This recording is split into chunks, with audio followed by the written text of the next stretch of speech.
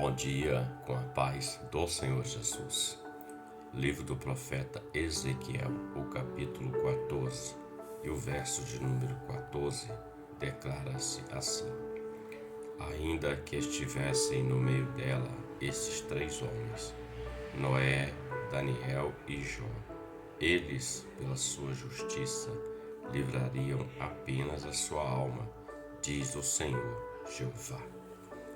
Meditando nesse verso, a menção desses três homens da Bíblia, Noé, Daniel e Jó. Quem fez menção disso foi o próprio Deus Todo-Poderoso, o Senhor Deus.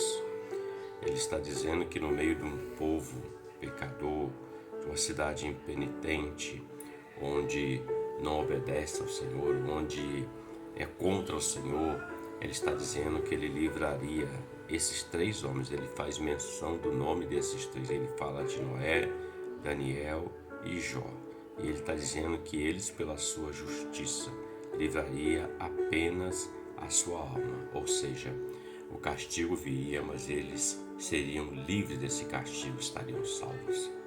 Olhando para este verso, reflita o seguinte: porque para Deus fazer menção de três homens sobre a face da terra, há algo em comum nesses homens que nós precisamos aprender para que não sejamos achados em falta naquele grande dia.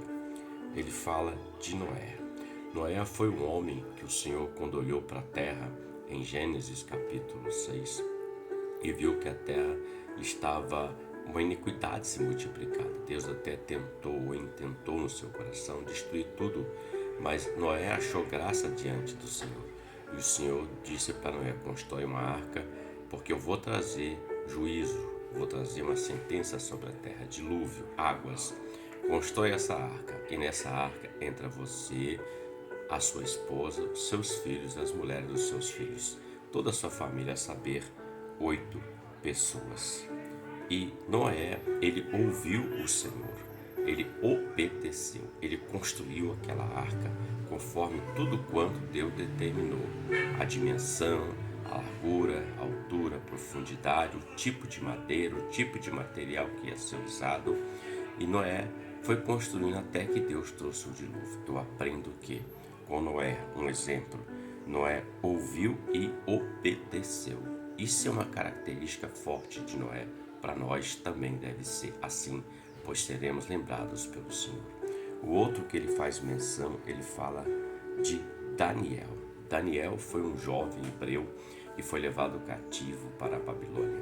E quando ele chega lá na corte babilônica, ele é posto com outros jovens hebreus e outros jovens de formosura, de beleza, de aparência, de inteligência, para aprender ali acerca da ciência babilônica, o conhecimento babilônico. E foi posto uma mesa onde havia vinho, manjares, a mesma comida que o rei Nabucodonosor, que era o imperador daquela época, ele comia, estava ali posto para eles. E Daniel assentou no seu coração não se contaminar nem com vinho babilônico, nem com manjar babilônico, e pediu a Aspenaz que lhe dessem legumes e água.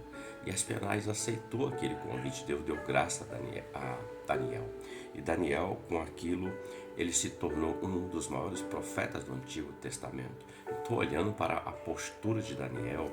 Havia outros hebreus, eles concordaram em fazer parte da mesa, mas Daniel não. O texto diz que ele assentou no seu coração não se contaminar com o manjar do rei babilônico, nem o vinho. Então eu aprendo que o meu coração, quem se assenta nele, é o Senhor Deus Todo-Poderoso. Quando eu divido isso, logo há um domínio, um governo sobre o meu coração que não é do Senhor, mas é o Senhor que tem que governar.